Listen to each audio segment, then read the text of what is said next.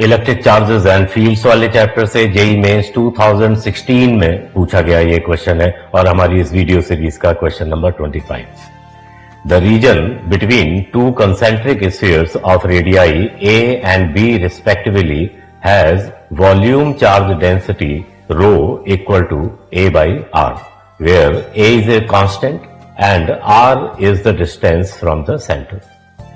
At the center of the spheres is a point charge capital Q.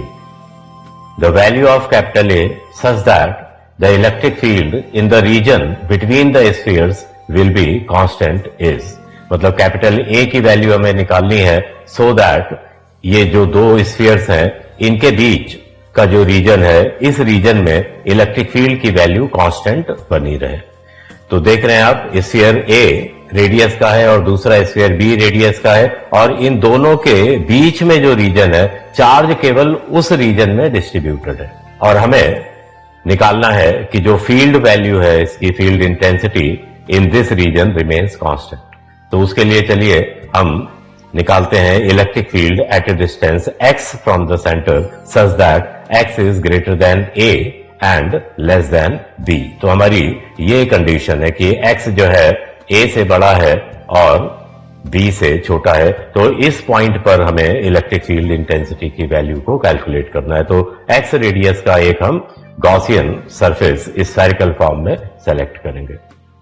जैसा कि हमें पता है कि यहां पर फील्ड जो है रेडियली आउटवर्ड होगा, फील्ड जो है रेडियली आउटवर्ड होगा, एरिया वेक्टर भी उसी तरफ है। तो ये बहुत ही कॉमन सी सिचुएशन है और इस तरह के केसेस में जो electric flux associated with the surface होगा that is integration of E dot D S, और इसकी वैल्यू अगर हम निकालते हैं तो वो क्या आ जाती है, सिंपली इलेक्ट्रिक फील्ड का magnitude multiplied with 4 pi x square. X जो है रेडियस है इस गॉसियन स्फीयर की। तो अकॉर्डिंग टू गॉस लॉ ये जो फ्लक्स है वो क्या होगा, net enclosed charge divided by epsilon not. तो फ्लक्स की जो वैल्यू है नेट एनक्लोज्ड चार्ज है Q in divided by epsilon not, मतलब इस गॉसियन सरफेस के अंदर जितना भी चार्ज एनक्लोज्ड है उसको एप्सिलॉन नॉट से डिवाइड करेंगे तो ये वैल्यू फ्लक्स के बराबर होनी चाहिए।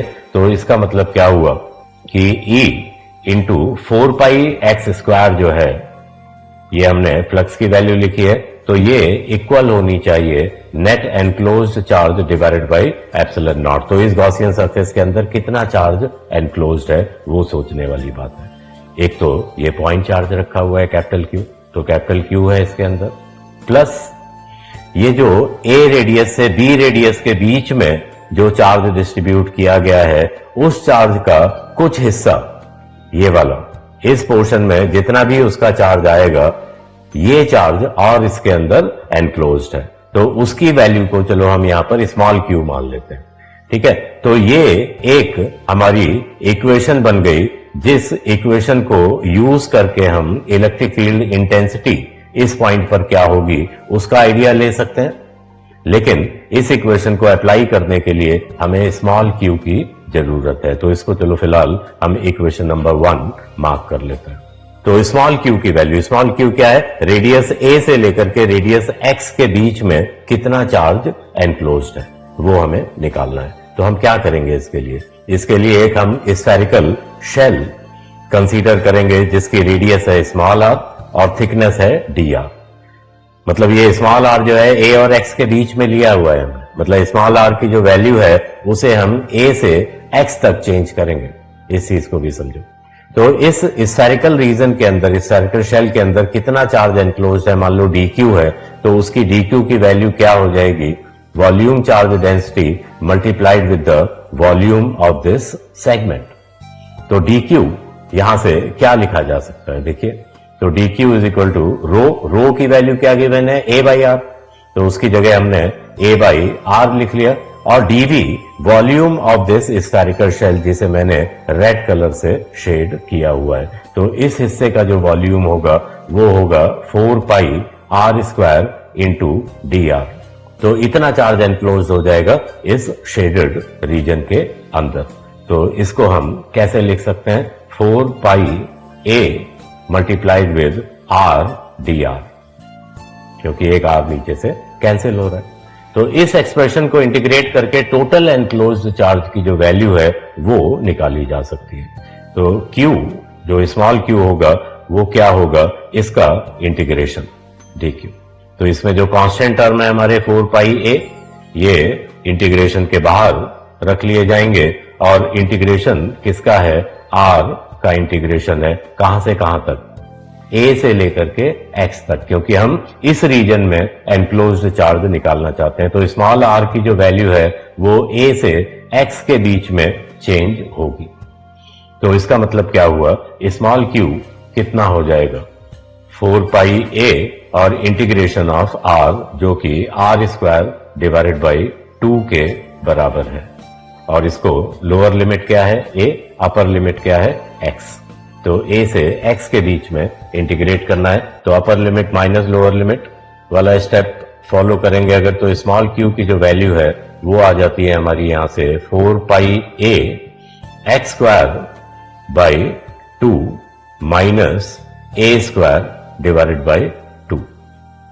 तो ये स्मॉल q जो हमने इक्वेशन 1 में रखना है उसकी वैल्यू हमने निकाली है। तो इसको हम फिलहाल चलो इक्वेशन 2 मार्क कर लेते हैं। तो ये हमारी ये दो इक्वेशंस हैं, इन दो इक्वेशंस को हम नेक्स्ट पेज पे कॉपी करेंगे to continue with the calculation.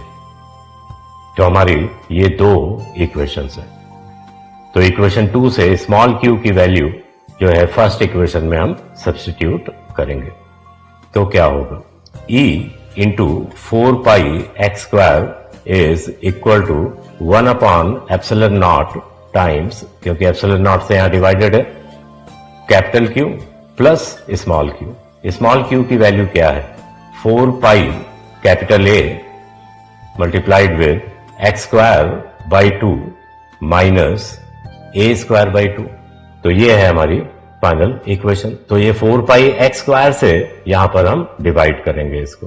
तो E is equal to 1 upon epsilon naught into Q divided by 4 pi x square plus, यहां पे देखिए ये 4 पाई है, यहां से 4 पाई आएगा, ये कैंसिल हो जाएगा। क्या वैल्यू बनेगी, a divided by x square multiplied with x square by 2 minus a square by 2। तो इसको थोड़ा सा एक्सपैंड कर लो, a बाई एक्स स्क्वायर को अंदर मल्टीप्लाई कर लो, तो e की वैल्यू जो है यहां से हमें क्या मिलेगी 1 अपॉन एप्सिलॉन नॉट ब्रैकेट के अंदर q by 4 pi x square plus, यहां पर देखिए जब मल्टीप्लाई करेंगे तो एक्स स्क्वायर कैंसिल हो जाएगा, तो ये आ जाएगा a by 2 and minus a square divided by 2x square. तो इस इलेक्ट्रिक फील्ड के एक्सप्रेशन को देखो अगर आप, तो इसमें ये दो टर्म्स हैं जिनमें x नजर आ रहा है, मतलब कहने का इलेक्ट्रिक फील्ड x पे डिपेंडेंट है, मतलब डिस्टेंस पे डिपेंडेंट है। ये तीसरा टर्म जो है कांस्टेंट है। तो इसका मतलब क्या है कि अगर हम इस रीजन में इलेक्ट्रिक फील्ड को कांस्टेंट बनाना चाहते हैं तो ये दो टर्म जो है अगर इक्वल होके कैंसिल हो जाए तो इलेक्ट्रिक फील्ड जो है कांस्टेंट हो जाएगा, capital A divided by 2 epsilon not के बराबर आ जाएगा ये। तो इसका मतलब क्या है कि फॉर कांस्टेंट E कंडीशन जो हमारी बनी वो क्या बनी, Q divided by 4 pi x square is equal to capital A into small a square divided by 2x square. तो यहां से x स्क्वायर से x स्क्वायर कैंसिल हो जाएगा, एक 2 से 2 कैंसिल हो जाएगा, 4 का 2 बच जाएगा। तो कैपिटल A की जो वैल्यू आएगी यहां से वो क्या होगी, capital Q divided by 2 pi a square. ये कैपिटल A आ गया कि अगर कैपिटल A बाई चांस इतना रखते हैं हम तो क्या होगा, ये जो दो टर्म है फर्स्ट टर्म और थर्ड टर्म ये दोनों आपस में कैंसिल हो जाएंगे और इलेक्ट्रिक फील्ड की एक कांस्टेंट वैल्यू हमारे पास बचेगी, जो कि इस क्वेश्चन की रिक्वायरमेंट थी कि फील्ड इस रीजन में कांस्टेंट होना चाहिए A और B के बीच में। तो इसमें हम देख सकते हैं हमारा ऑप्शन A इसके साथ मैच कर रहा है, तो option A is the correct option for this question. So keep watching our videos. अगर आपको हमारे जो वीडियो सॉल्यूशंस हैं प्रीवियस ईयर क्वेश्चंस के वो अच्छे लग रहे हैं तो हमारे चैनल को जरूर से सब्सक्राइब कीजिए और हमारे वीडियोस को लाइक्स भी जरूर से कीजिए। Thank you very much.